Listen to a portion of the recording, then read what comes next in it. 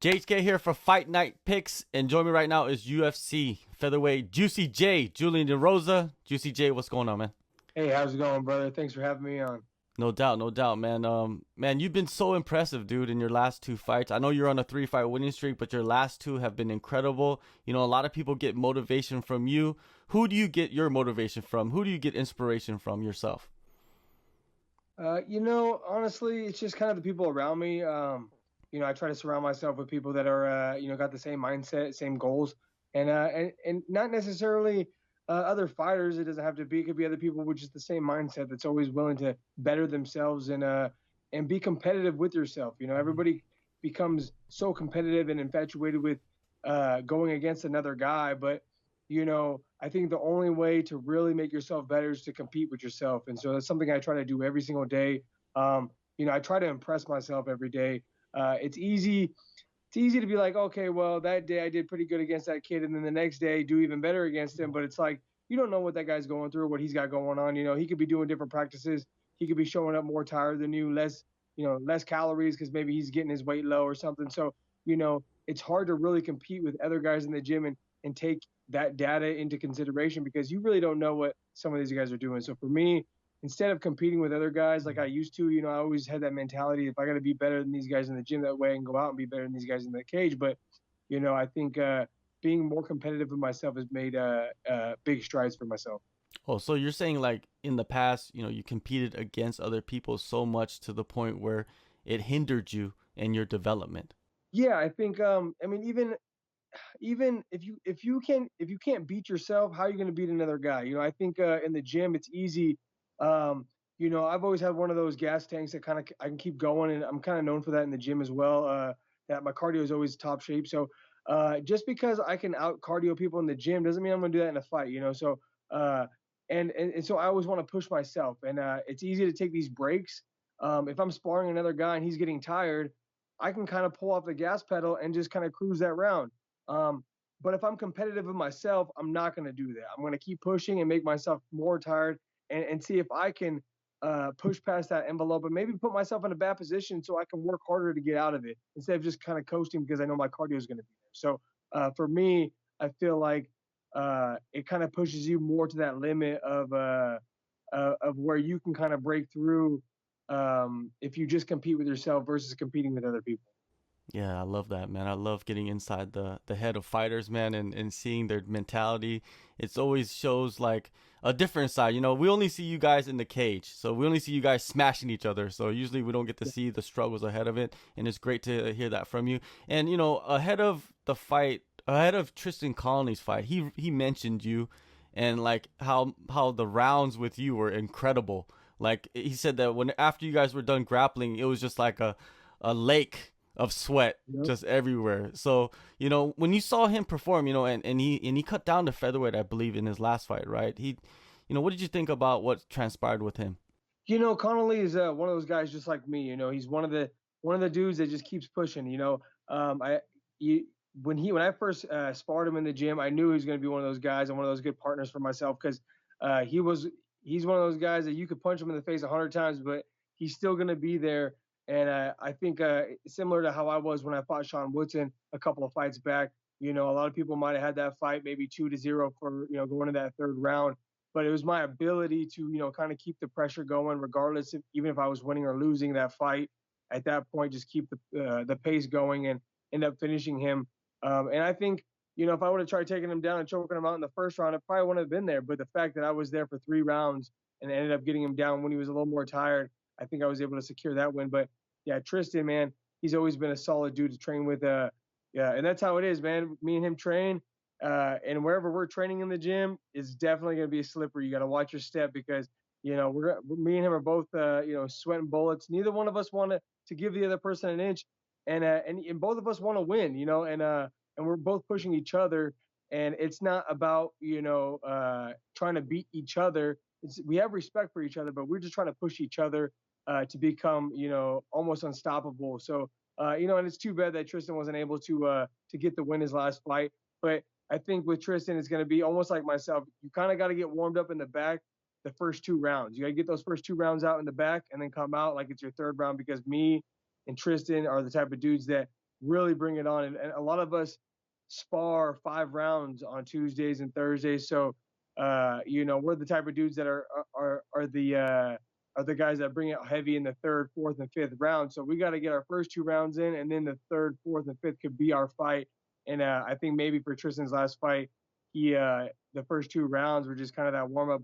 And you could tell in the third round he was bringing it on, and the other kid was getting tired. And if there was 2 more rounds, who knows? Tristan could have won that a 5 round fight. But unfortunately for guys like us, we don't get 5 rounds. We only get 3 rounds. So we got to push the pace early on and get the first 2 rounds out in the back and come out and push that gas pedal. For sure. Now, you go from Sean Woodson, probably the tallest dude in the division, and you facing another tall dude, a linky dude. Like, I've been around Seung Woo Choi. He looks like a welterweight. You know what I mean? That's how tall and linky he is. And probably yourself too. When you stand next to welterweights, you're pretty similar, right? Yeah, I'm 6'1", and I'm long and lanky. I got a 75-inch reach, and I'm a big guy too. To make featherweight, I think I'm in that like sweet spot where if it was any lower, I want to be able to make it, but I'm able to manage my weight, and I've done it so many times to where, even though I'm a big guy, I can touch that 146 and I can touch 145, for the few hours that I need to, and come back and be healthy for the fight. And so, yeah, I'm a big guy. I stand next to, I mean, even like Tristan. Tristan's a 55er, and I remember I was training with him, and he's like, "God dang, you're so big, Julian." And we're just built differently. I have no torso. I'm all extremities, and I'm sure Seung Woo Choi is the same way. And Tristan's a little bit more blocky build with his body, and so I think that's where he carries most of his weight. But I told him, I'm like, man, if I can make featherweight, you could probably do it, Tristan. Like, he's like, yeah, and he was thinking about doing it, and he did it. And so I think it's all about just being persistent, and it shows the determination that someone that my size, or like Seung Woo Choi or Tristan, that if you can get down to featherweight, it's because you have the mental capacity for it. Yeah, when you look at the matchup, Choi, of course, he's a striker. We don't see much of him on the ground. Usually when he is on the ground, he's on the bottom. And you go everywhere. You're like on the feet, on the ground, it doesn't matter. And when you break it down, where do you separate yourself from him? You know, Seung Woo Choi, watching his fight, or a couple of his fights, I seen that he's a striker that likes to put pressure, and I'm the same way. I think it's gonna be, it's hard to really train for a guy like me because I can be technical on the feet, but I can also be a little goofy and kind of throw unorthodox strikes on the feet as well. So he's gonna have to deal with that. I feel like he's more of like a pretty technical stand-up guy. So I feel like he's a little bit easier for me to prepare for him versus him preparing for me because I'm a little unorthodox on the feet. But also, like you said, I'm you got to be fundamentally strong everywhere in this game. I mean, these guys are such good wrestlers, grapplers, strikers. I mean, everything nowadays. I mean, you got to be good at calf kicks, heel hooks, and double legs. I mean, you got to be all over the board with it. And so for me, I come from 10th Planet as well, and so my grappling is exponentially getting better. And I think that's where I have the advantage with Seung Woo Choi, and also my persistence and my cardio too. I know he's going to be a strong guy. He looks like he's got some decent cardio as well. So I think it's going to be kind of a battle of an attrition and the will and the heart and the determination. Obviously, if someone gets clipped and finished quick, I mean that can happen too. But if that doesn't happen, I think it's just going to come down to who's willing to push that pace and who's really willing to die that night. That's kind of the mindset you have to go in. Obviously, literally, I'm probably not going to die, but when I step in that cage, I'm willing to die. I'm willing for almost like metaphorically die in there to win that fight. Because if you lose that fight, you might lose. You might lose your career. You might get cut from the UFC, and then who knows? Maybe you got to move on to something else. Because especially for me, I've been cut from the UFC a handful of times. So it's already hard to get in the UFC one time, let alone 2 or 3 times like I have. So I've been blessed with that opportunity and blessed by my management and my ability to kind of get it when it counts. And now I'm back with a winning record or a winning streak going on into this fight, and so hopefully I can make it 3 in a row with Seung Woo Choi. Whenever you watch fights and you see how they play out, do you see that one guy was willing to die, that 1% difference that won the fight? You know what I mean? I think I remember the title fight between Adesanya and Gastelum. Remember heading into the 5th, Adesanya was saying like, "I'm ready to die," and I was like, man, how did you not pick against him in that 5th round? Oh, exactly. I mean, and that's what it is, right? It's that mentality. For me, the only day that counts right now is June 19th, and I'm not even thinking about June 20th. That day doesn't exist to me, and so everything that I'm doing right now is to prepare me for that single day. If that's the last day that anybody sees me on TV, I want to make sure it's everything I can give it, and technically, physically, emotionally, mentally for that fight, I want to be prepared as much as I possibly can for that night. And I'm not thinking about anything past that. Some people are like, "Oh, I can't wait to get over this fight. Then I can go visit my family. I can do this and this and this."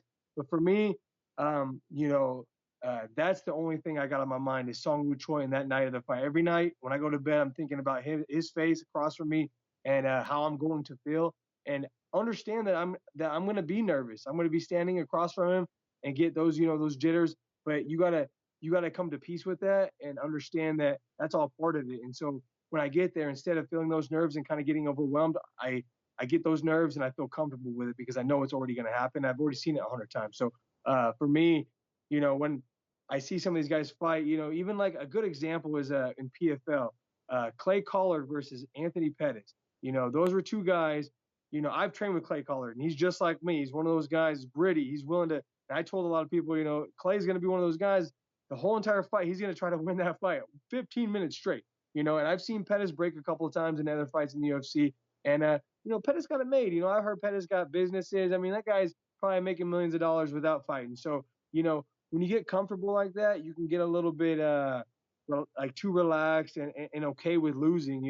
And a guy like Clay Collard has nothing to lose. I'm telling you, he's a journeyman just like I was for so many years. And and that fight was one of those fights where you seen somebody that was fighting not to lose, and then you saw someone that was fighting to win. And Clay was fighting to win, and Pettis was fighting not to lose. It just seemed like he was okay with just losing a decision versus maybe getting risky and willing to get knocked out. I mean, Clay, and you've seen it with Clay. Clay was willing to take that risk. I mean, he almost got knocked out in the last minute of that fight a couple times, got head kicked and a flying knee or something, and was able to persist and push through that. But that's the kind of mentality I'm talking about, where you got a guy that's just willing to go, every inch counts for him. Every second of that fight, they're thinking about just winning. They're not thinking about, man, is this fight almost over? Is this round almost over? Like, I need to get the fuck out of here. I want to go do something else. And so I think that's a good example of it as well. There's a lot of examples out there where you cannot Yeah. count out anybody, man. Number one example, Michael Bisping. Can't count him Oh, out. Comes back later in his career, wins the title. You cannot count people out, and just like yourself, man. Now, I believe this camp, man, is the longest camp, in your current run with the UFC. Anything you added differently to prepare? you know, fight camps don't really exist to me. I train all year round. I know a lot of guys don't, and for me, I think that's a tragedy on their end. For me, I'm always going to be one of those guys that just like loves to train, and I'm always going to be training. Whether it's if I'm 80 years old riding my bicycle, that's what I'm going to be doing. So like for me, and on top of it, it's for my weight, for like weight. I'm a big guy. I'm 6'1". I don't want to get to 200 pounds. If I wasn't a fighter, and if I was just a normal guy, I'd probably be about 200 pounds. Just by frame. And so just I have to be on top of training every day. And not only that, I got other guys getting ready for fights too that help me get ready. So I want to help them get ready as well. So even outside of fight camp, I'm training like 70, 80, 90% of what I would be training anyways. Obviously, I'm toning down a few things. I'm not sparring as hard. I'm not sparring multiple days a week. Um, I'll substitute that for maybe a little bit extra cardio or more grappling or more technique classes and trying to mix it up like that. But 3.5 months has been long. It's more of just knowing about the fight. So I actually prefer not to know about a fight for most of it. I'd rather just I think my last camp was probably perfect. Having 5 weeks was good. Even that felt long. Sean Woodson, obviously 3 days, was pretty quick. But I have that. I was already ready to go. It was more about the weight, and so it was nice to do a little bit of a catch weight right there. But I was 170 pounds on Monday and was able to get down to 148 and a half for that fight on 3 days' notice. So I was able to almost make featherweight, and I probably could have if I really wanted to. But I was already ready. Luckily, my management kind of gave me a heads up, and there was weeks before that where I had been preparing. So um, yeah, 3.5 months is a long time, but it's nice. It's nice to have a camp and not necessarily have to worry about my weight right away. I can just kind of hang out and just slowly get my weight down. and just kind of plan things out a little bit more strategically and maybe go over game plans a little bit more. But for me, I'm ready all the time, and you can catch me, after the, if I'm healthy after a fight, I would fight the next weekend if I could. But things start piling up, and it seems like the UFC's got a lot of guys, and this got booked out pretty far. I was trying to fight in May, and the earliest I could get on was June. So it's unless you're getting a short notice fight, I don't think you're going to be able to book out quick if I do get a win. So or if I want to fight immediately after this, I think it's going to be tough to do that unless it's short notice again. Yeah, I've been hearing that from a lot of fighters lately that they wanted to come back like 2 months before they actually got booked because it's just lined up and everybody's talking about UFC's having too many shows, but really they're not because you guys are having a harder time getting a fight. Exactly. I mean, and that's why the UFC comes out with some of these cuts. Like they'll cut like like a bunch of guys at certain times, and they're like, well, why are they doing this? But it's because they need the roster's too full, and if it's too full, you can't get everybody fighting when they want to fight. And like, because I fought my Nate Landwehr fight, I finished in a minute. I came out unscathed, no injuries, everything was all good. I would have been willing to fight immediately after that, but they were like, I told my management, I was like, if I can't fight immediately, let's try to do maybe May, that'd be nice.